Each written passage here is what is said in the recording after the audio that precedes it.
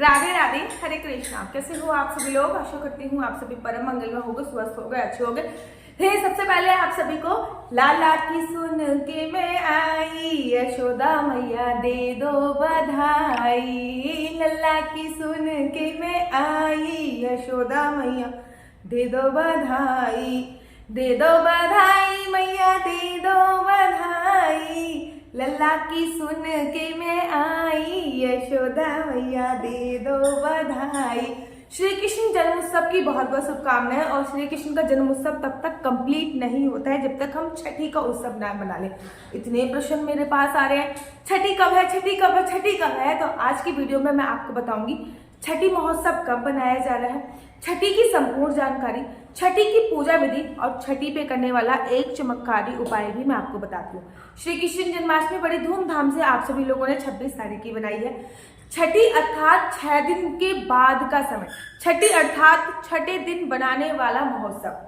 अगर आपने श्री कृष्ण जन्माष्टमी 26 की बनाई है तो निसंदेह 31 तारीख की भी छठी बन रही है। अगर श्री कृष्ण जन्माष्टमी आपने 27 की बनाई है तो निसंदेह 1 तारीख की छठी बन रही है। लेकिन बहुत सारे टाइम पे ऐसा भी हो जा रहा है कि किसी की छठी वाले दिन शनिवार पड़ रहा है। बड़े सारे लोगों के घर पे शनिवार को छठी नहीं बनाई जाती, तो आप 1 तारीख को बना सकते हो। हमारे घर पे या फिर मैं बरसाने की बात करूं, वृंदावन धाम की बात करूं, ऐसा कोई रूल्स रेगुलेशन नहीं है कि शनिवार को छठी नहीं बनाई जाएगी। तो मैं तो शनिवार को ही छठी उत्सव बहुत धूमधाम से मनाई जाने वाली हूँ, क्योंकि मेरे घर पे ऐसा कहीं से कहीं तक कोई रूल्स रेगुलेशन नहीं है कि शनिवार वाले दिन छठी नहीं बनाई जाएगी। अगर आपके घर पे ऐसा कोई रूल्स रेगुलेशन है कि शनिवार वाले दिन छठी नहीं बनाते, तो आप 1 तारीख को भी छठी उत्सव बना सकते हैं। फॉर एग्जाम्पल, छठी वाले दिन आपका अगर पीरियड्स आ जाता है और आप फ्री 1 तारीख को हो रहे हो, तो आप 1 तारीख को भी छठी बना सकते हैं। जैसे श्री कृष्ण जन्माष्टमी 26 और 27 दोनों दिन मनाई गई है, उसी आधार पर छठी भी दोनों दिन मनाई जा रही है। छठी के लिए ये कभी नहीं होता कि उदय तिथि के अनुसार कौन सा दिन मान्य होता है, उदय तिथि के अनुसार कौन सा दिन मान्य नहीं होता। छठी मतलब छठे दिन बनाया जाने वाला उत्सव को छठी बोलते हैं। आज मैं आपको छठी की पूजा विधि भी सिंपल तरीके से बता देती हूँ। सबसे पहले तो मैंने आपको बताया है कि छठी कब बनाई जा रही है। छठी का जो उत्सव बनाया जा रहा है वो 2 दिन बनाया जा रहा है, वो 31 और 1 तारीख दोनों दिन बनाया जा रहा है। अब मैं आपको छठी की बहुत सिंपल पूजा विधि बता देती हूँ। छठी पे बहुत जरूरी, छठी का जो टाइम होता है ना, वो 4 बजे के आसपास होता है। आप 4 बजे से लेकर 6 बजे तक के बीच में, अर्थात दिन ढलने से पहले किसी भी कीमत पे आपको छठी का उत्सव बनाना ही बनाना है। दिन ढलने से पहले आपको एनी हाउ छठी का जो उत्सव होता है वो बनाना ही बनाना होता है।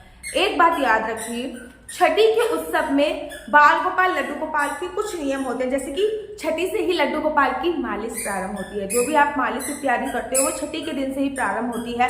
छठी वाले दिन सबसे पहले सुबह सुबह लड्डू गोपाल को उठाइए। उठाने के बाद आप उनकी देसी घी से अच्छी तरीके से मालिश कर दीजिए। उसके बाद उनको कच्चे दूध में डुबकी लगा के स्नान कराना होता है, जो कि बहुत कंपलसरी होता है।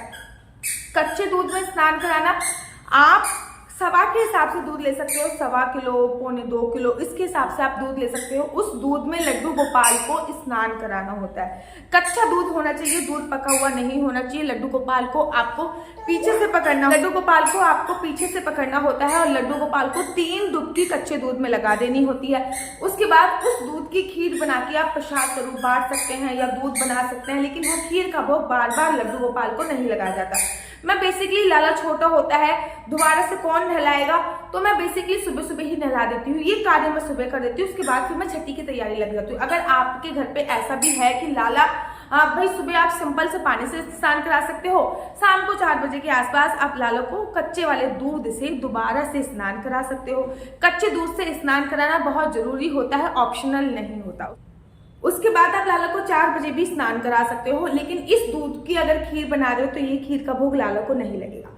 उसके बाद लाला की अच्छे से मालिश करके दूध में डुबकी लगा के स्नान करा के उनको नए वस्त्र ही पहनाने होते हैं। छठी पर हमेशा नए वस्त्र पहनाने होते हैं। छठी पर कुछ चीजें ध्यान दें, जैसे कि नए वस्त्र पहनाने हैं। बेसिकली पीले वस्त्र पहनाए जाते हैं, लेकिन अगर पीले नहीं पहना सकते तो एटलीस्ट नए वस्त्र तो आप छठी पर अवश्य और अवश्य पहनाएं।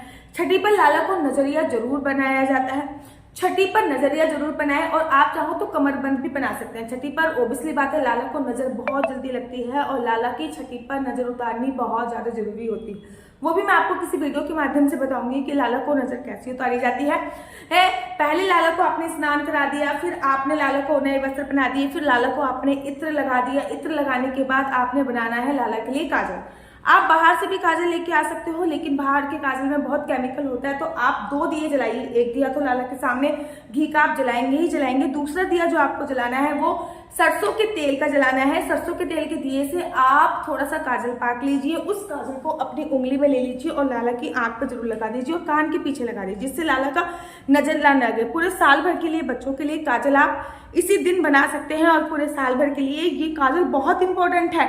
इस काजल के भी मैं चमत्कारी उपाय आप लोगों को अवश्य और अवश्य बताऊंगी। उसके बाद लाला को आपको नजरिया अवश्य बनाना है। दोनों हाथों में नजरिया बनाइए, गले में नजरिया बनाइए, कमरबंद इस दिन आपको अवश्य बनाना होता है। लाला को इस दिन कुछ ना कुछ गिफ्ट देने का प्रावधान भी होता है। आप अगर संतान आपकी नहीं है तो आप गैया, दूध वाली गैया लाला को गिफ्ट दीजिए, या फिर लाला को कुछ ना कुछ इस दिन आपको गिफ्ट अवश्य और अवश्य देना होता है। जरूर कुछ ना कुछ गिफ्ट दीजिए। छठी मतलब 6 चीजों का भोग इस दिन जरूर लगाया जाता है।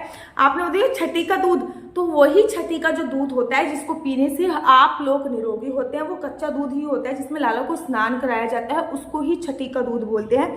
उस कच्चे दूध में स्नान कराने से और उसके बाद आम लोग अगर इसका सेवन करते हैं तो डेफिनेटली बात है कि उनकी आयु बहुत लंबी होती है, उनको किसी भी प्रकार की कोई बीमारी इत्यादि नहीं होती है। साथ ही के साथ एक बात का और ध्यान दीजिए कि छठी वाले दिन लाला को कड़ी और चावल का मुख्य भोग लगता है। पूरे श्रीधाम वृंदावन में एक कड़ी चावल का भोग लगता है।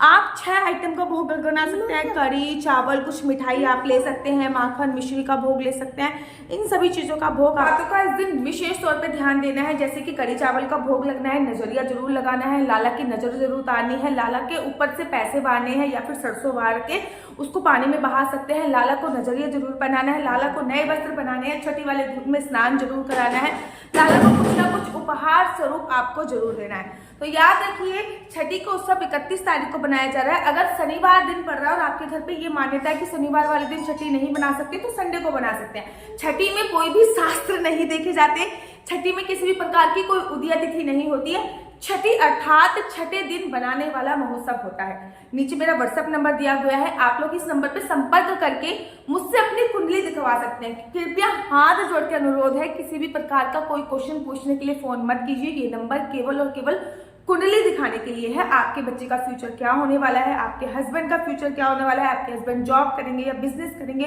बिजनेस करेंगे तो किस क्षेत्र में बिजनेस कर सकते हैं, जॉब करेंगे तो किस क्षेत्र में जॉब कर सकते हैं, ये सभी जानकारी आप मेरे से कुंडली के माध्यम से प्राप्त कर सकते हैं। लेकिन कुंडली बताना बिल्कुल भी फ्री नहीं है, इसके 500 रुपये चार्ज है। अगर आपको मेरी वीडियो अच्छी लगती है तो आप अपना यूट्यूब चैनल हरी बोल को लाइक से सब्सक्राइब करना बिल्कुल भी मत भूलिए। तब तक के लिए मुझे दीजिए इजाजत। राधे राधे, हरे कृष्णा।